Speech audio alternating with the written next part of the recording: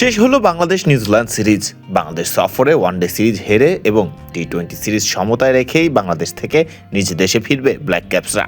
এদিকে টি-20 সিরিজে দারুণ পারফরমেন্স করে ইলেকট্রিক মোটরসাইকেল জিতে নিয়েছেন শরীফুল ইসলাম এবং অন্যদিকে টি-20 সিরিজের সিরিজ সেরার পুরস্কার লুফে নিয়েছেন টাইগার ব্যাটার তাওহিদ হৃদয়।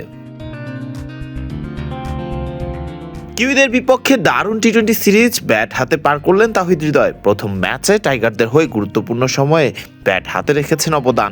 ২৭ বলে হৃদয় সে ম্যাচে খেলেছেন ৫১ রানের ইনিংস, হাঁকিয়েছেন ৩ ছক্কা এবং ২টি চার। প্রায় ২০০-এর কাছাকাছি স্ট্রাইক রেটে ব্যাট করে তাওহিদ হৃদয় জয় এনে দিয়েছিলেন টাইগারদের সিরিজের প্রথম ম্যাচেই। সিরিজের দ্বিতীয় ম্যাচ মাঠে গড়ায়নি বৃষ্টির বাধায়, তবে দারুণ ব্যাট করেছেন তাওহিদ হৃদয় সিরিজের শেষ ম্যাচেও। সিরিজের শেষ টি-20-তে তাওহিদ হৃদয়ের ব্যাট থেকে আসে ২৪ বলে ৩৩ রান।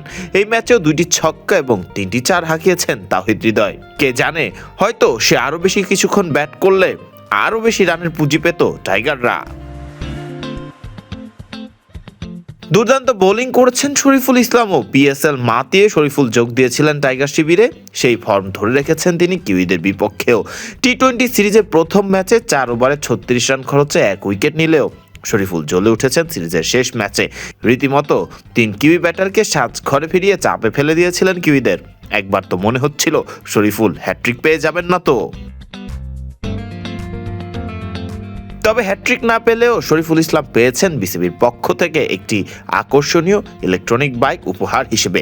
মূলত এই বাইক উপহারের ব্যবস্থা বিসিবি করেছিল ইলুপ নামক ব্র্যান্ডের সাথে মিলে, যেখানে বিসিবি চলতি সিরিজের সবচাইতে ভালো বাংলাদেশি ক্রিকেটারকে অনুপ্রেরণা হিসেবে প্রদান করবে এই বাইক, এমনটাই কথা ছিল। আর সেই বাইকটি লুফে নিলেন ক্রিকেটার শরীফুল ইসলাম। ফরদিন রহমান সকাল, বিডি ক্রিক টাইম।